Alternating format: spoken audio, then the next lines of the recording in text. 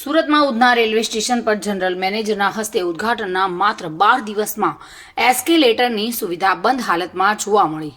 સુરતના ઉધના રેલવે સ્ટેશનના પૂર્વ વિસ્તારમાં મુસાફરોની સુવિધા માટે લાખો રૂપિયાના ખર્ચે એસ્કેલેટર શરૂ કરવામાં આવ્યા હતા. પશ્ચિમ રેલવેના જનરલ મેનેજર અશોક કુમાર મિશ્રાએ મુસાફરો માટે એસ્કેલેટરની શરૂઆત કરી હતી, પરંતુ એસ્કેલેટર બંધ સ્થિતિમાં જોવા મળી રહ્યું છે, જેના કારણે મુસાફરોને ભારે મુશ્કેલી પડી રહી છે. અંત્યોદય એક્સપ્રેસમાં ચડવા માટે ઉધના સ્ટેશનને આવતા મુસાફરોને માત્ર સીડીઓ જ જોવા મળી હતી, જ્યારે એસ્કેલેટર પર લોક પ્લેટ લગાવીને બંધ રાખવામાં આવ્યું હતું. રેલવે અધિકારીઓને પણ આ અંગે કોઈ માહિતી ન હતી.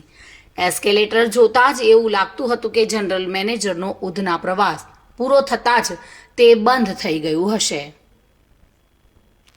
સુનિલ ગાંજાવાલા સાથે bureau report, today Gujarati news. આ સમાચાર આપને કેવા લાગ્યા? ટુડે ન્યૂઝને લાઈક, શેર અને સબસ્ક્રાઇબ કરો.